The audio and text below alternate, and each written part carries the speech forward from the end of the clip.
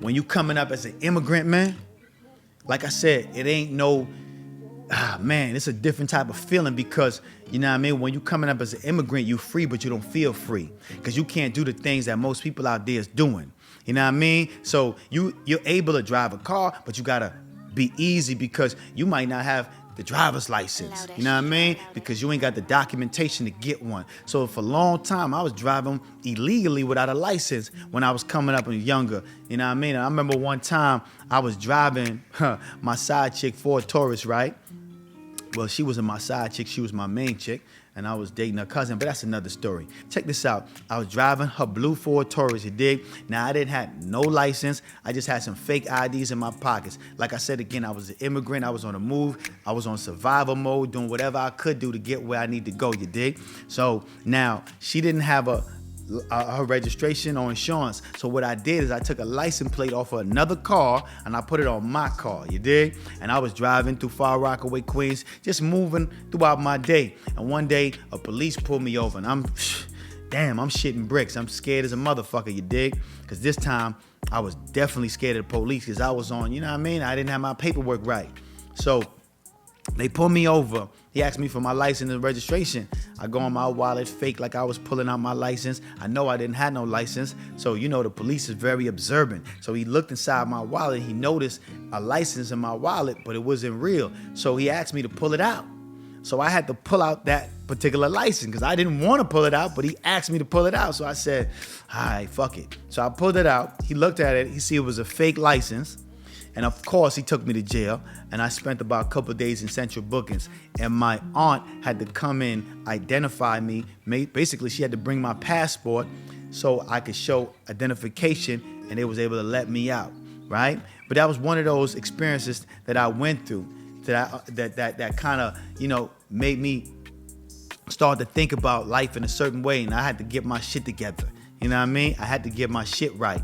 You feel me? Because one of those situations could have shipped me right back to the Bahamas. You know what I mean? That situation could have made me be deported and sent right back to the Bahamas. So I was blessed that didn't transpire and end up in a negative way where I was, you know, deported back to the Bahamas and not able to come back here for another 10 years. You feel me? But these are the things that you go through when you're an immigrant and you coming up inside, you know what I mean, New York City. You feel me? Like I said again, man, my aunt had to come there, bail me out, show my identification with my passport. They let me go. At this time, they wasn't really tripping too much on immigrants, especially if you didn't do no big crime. That wasn't a huge crime, but that was warranted enough for him to investigate and look into my situation, and I could have been deported. But like I said, God favors me. My luck is good. So I want any immigrant out there to understand this, right? I know the struggle that you're going through. I know what you're facing. I know you want survival mode. I know you going through it all. You feel, you know what I mean? You feel like you're free, but you're not free. You know what I mean? Because you're free from the country that you came from, but you're not free in America. So I want you to move in the right way. You know what I mean? Move in the right way. Understand this, man. Keep to yourself. Connect yourself with people that want to see you win. Don't tell everybody your business because not everybody's your friend. Some people will get into your business just so they can snitch on you and have your ass out of here. You feel me? So I understand what every immigrant that comes from the Bahamas, come from Jamaica, come from Guatemala, come from wherever they at in the world. I understand what they go through because I went through it, you dig? And it's a survival spirit that we come with. That's why a lot of immigrants come to America and we succeed and we prevail and we use our ambition to be, do, and have whatever we desire. You know what I mean? Because ain't nothing is going to stop us, especially when we come from a place that's way poorer than the places that we at now. What I mean by that is this. When I was coming up in the Bahamas, our ghetto was really the ghetto. You know what I mean? When I came to America and I seen projects, I was like, oh, these is like castles. This ain't that bad. I looked at the projects as a castle compared to the ghettos in the Bahamas. You feel me? Our ghettos are shacks. Our ghettos are like, you don't have, you know what I mean, cement on the floors. Our ghettos, the buildings are breaking down. There's prostitutes, there's crackheads, there's everything under the sun. There's mutts and all kind of dogs running around all over the place, babies running around the house with no Pampers on. There's niggas getting killed over here, getting killed over there. So when I came to America and I seen projects for the first time, I was like, oh man, this is a castle. Y'all niggas got brick walls and concrete and shit. Y'all got everything, man. Y'all got corner stores in y'all motherfucking projects. Y'all got everything. Now, the niggas in America, they look at the project as, shit, it's a horrible place to be. And I understand because that's all they see. You feel me? But coming from the Bahamas, man, if you ask anybody about the ghetto in Freeport, Bahamas, nigga, the ghetto is really a ghetto. The ghetto in America is a little bit different than the ghettos in these third world countries and these Caribbean islands, man. It's definitely not the same, you dig? So a lot of y'all need to appreciate where y'all at. Now, I'm not saying y'all need to stay there. I'm not saying that y'all don't need to come up out of that predicament in that situation.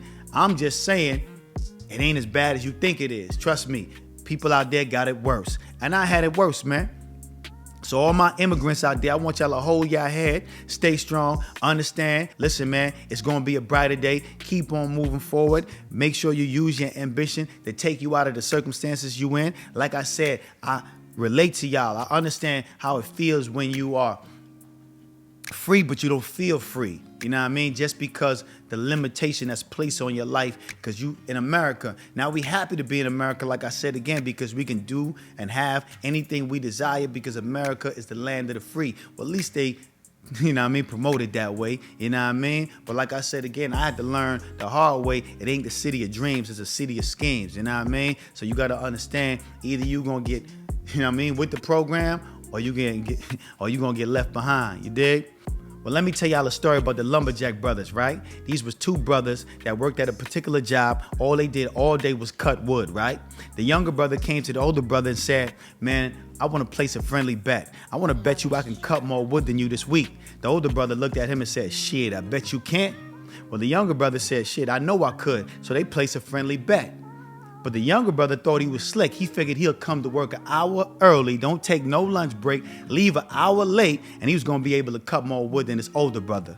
But his older brother came to work at 9 o'clock, cut until 12, took an hour lunch break, then cut until 5, and still was able to cut more wood than his younger brother. Now, this was going on for about a couple of days now. They getting to the end of the bet.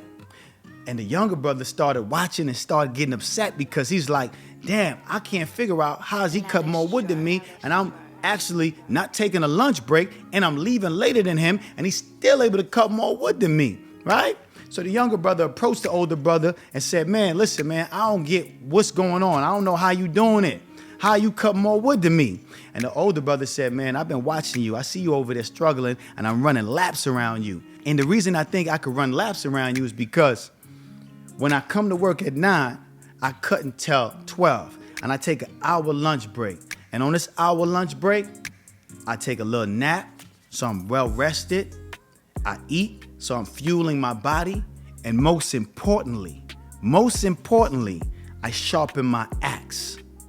See, a lot of y'all out there are confusing movement with progress.